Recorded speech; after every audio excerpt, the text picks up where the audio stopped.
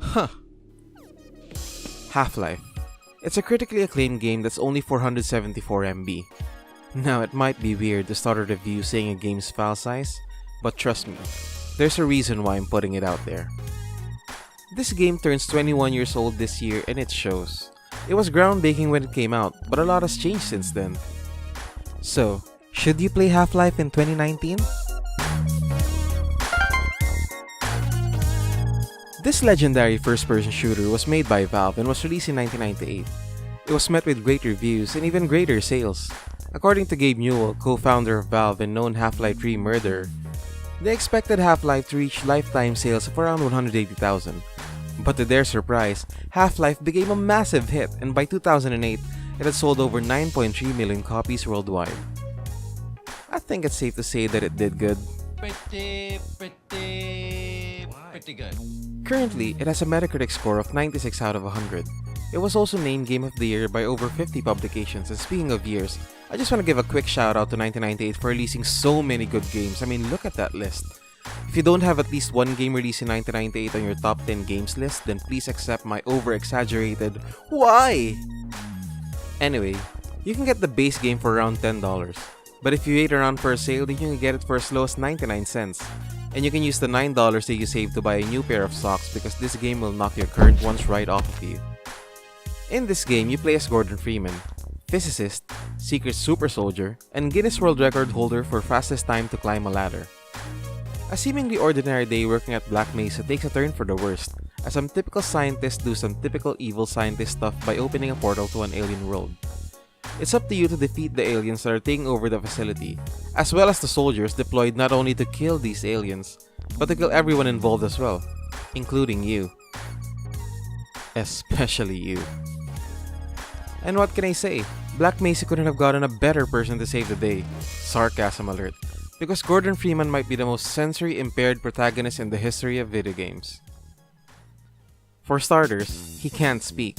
He doesn't say a single word the entire game. But at least it's easier for us to project ourselves onto him. I mean, I usually catch myself actually talking and replying to an NPC as if I'm actually him. You'll have to shut down the surgical unit first. Yeah, I'll do that. I'm Gordon Freeman.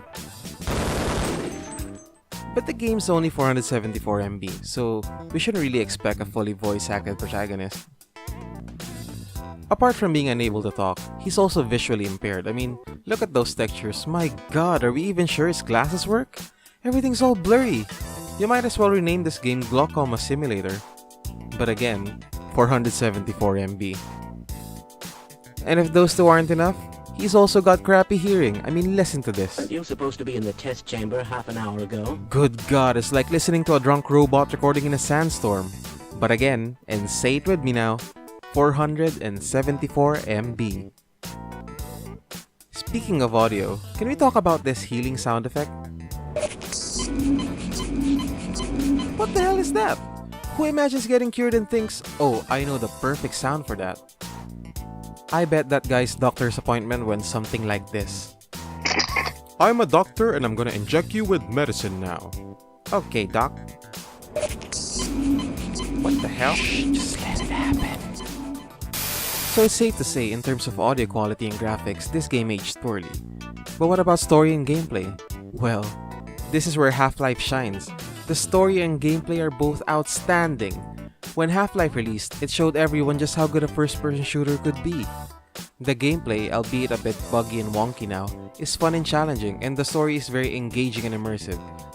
It has no cutscenes, and all expositions are delivered while you're fully in control of your character. It's distracting sometimes since you can talk to someone like this. But that level of control made you feel like you were actually Gordon Freeman. Gameplay is a good mixture of shooter and puzzle game. I'd say it's 50% a puzzle game, 49% a shooter, and 1% Minecraft. But seriously, the combination of challenging puzzles and action-packed combat makes this game really fun to play. What makes Half-Life a good shooter is your arsenal of weapons. You'll get a lot of standard weapons at first like a handgun, shotgun, and a machine gun. But later on, you'll be introduced to more unique creative weapons, like the mosquito shooter, the Ghostbuster gun, and your personal pew-pew machine. These are certainly some of the more unique weapons I've seen in a video game, and they're not just there for show. Pretty soon you'll be using each of them for different enemies and scenarios. As for the difficulty, fighting enemies will start off easy because you'll cycle to the same predictable enemies such as Scary Goomba, Scary Cosplay Goomba, Uncircumcised Penis Dog, Hungry Lightbulb, Leprosy Pikachu, and Generic Soldier. These enemies shouldn't be a problem for a guy who can crouch like this. Like seriously, how is he doing that? But later on in the game, fights will be more challenging as you'll be overwhelmed with a greater number of enemies, as well as the introduction of Mosquito Krogan, a tank, Discount Megamind, ninjas, and these annoying insects. Seriously, these insects. Because of these new enemies, I found myself saving more often during the latter part of the game, just to be sure that I won't have to repeat an area again just in case I die. But when I do die and I get frustrated, I'm always comforted knowing I can do this. That's the stuff. But yeah, there's not a lot of enemy types in this game. Oh, and if you've played the game already, let me know in the comments who you think is the hardest enemy to deal with. So, is gameplay and story enough to forget its outdated audio and graphics? 100%. I remember spending the first few minutes of this game complaining about how crappy the textures and audio were, but when the main conflict started, all my complaints went out the window.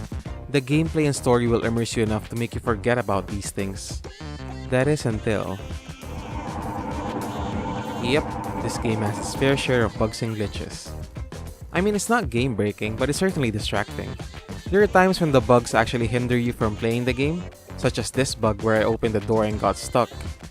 But it's usually a freak accident, and loading to a previous save often fixes it. Did I mention this game's only 474 MB? Yeah, it is. But seriously, I know I've been making a big deal out of Half-Life's file size, but it just amazes me how much they pack so much goodness into this tiny size.